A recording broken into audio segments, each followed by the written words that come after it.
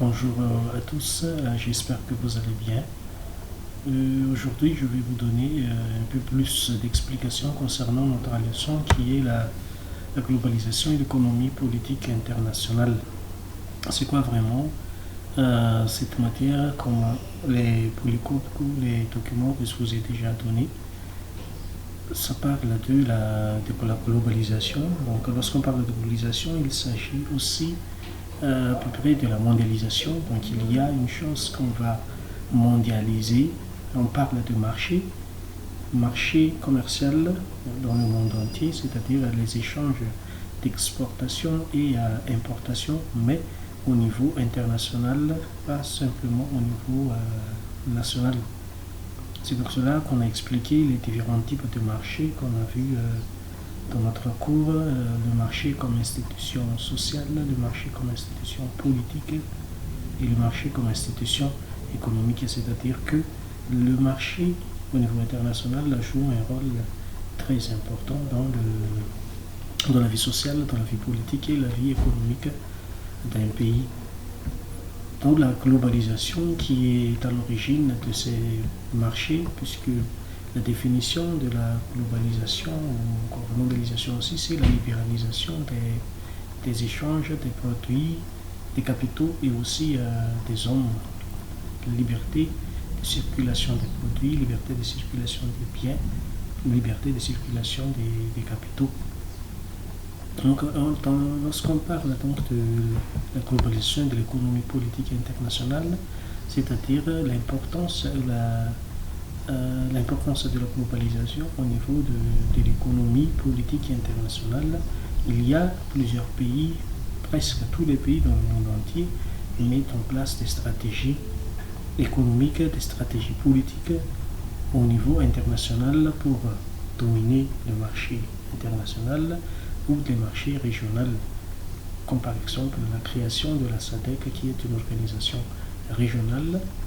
Il y a de le marché à l'intérieur de la SADC, d'où les pays membres bénéficient des franchises douanières et aussi, par exemple, l'Union européenne, d'où il y a l'espace Schengen pour la liberté de circulation des Européennes à l'intérieur de l'Union européenne. Tout cela fait partie de l'importance de la globalisation qui est de l'échange. On a parlé aussi un peu de l'économie politique internationale avec ses origines, les fonds de l'économie politique internationale et l'objectif de l'économie politique internationale qui est en général pour stabiliser, pour avantager, pour que chaque pays profite de l'économie au niveau international en établissant des stratégies politiques pour améliorer leur système économique au niveau mondial. Et on a parlé aussi des institutions qui sont les principaux acteurs de la globalisation et de l'économie politique au niveau international. Premièrement, il y a l'État, puisque c'est l'État qui représente un pays au niveau des organisations internationales, au niveau des relations internationales. Et lorsqu'on parle d'État, il s'agit d'un État indépendant, bien sûr, un État souverain qui a ses propres dirigeants, qui a sa propre constitution, et aussi ses stratégies politiques, économiques et sociales. Il a aussi des organisations intergouvernementales qui, comme par exemple les Nations Unies, l'OMS, l'OMC, qui ont aussi leur rôle principal dans le dénouement de l'économie politique internationale. Exemple, l'OMC, qui est l'Organisation mondiale du commerce, le premier responsable des mouvements commerciaux dans le monde entier, d'où les pays riches dominent, puisque la majorité, ou presque tous les pays développés, ou pays riches, exportent des produits finis, contrairement aux pays de l'Afrique surtout, qui exportent des matières premières ou des matières brutes.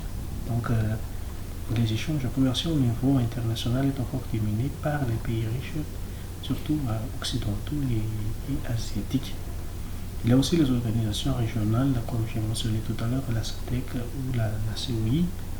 Il y a encore aussi la COMESA ou la CEAN pour l'Asie, qui sont aussi des organisations de marché international pour favoriser l'importation et les exportations entre les pays, et les ONG qui œuvrent aussi dans l'économie politique internationale à cause de leur influence au niveau mondial et au niveau international.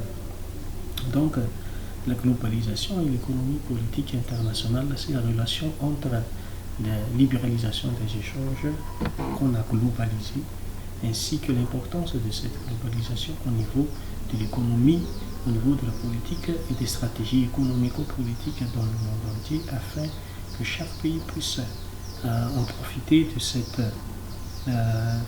système économique avec la globalisation, et aussi pour participer aux échanges au marché international pour faire développer l'économie de chaque pays, bien sûr.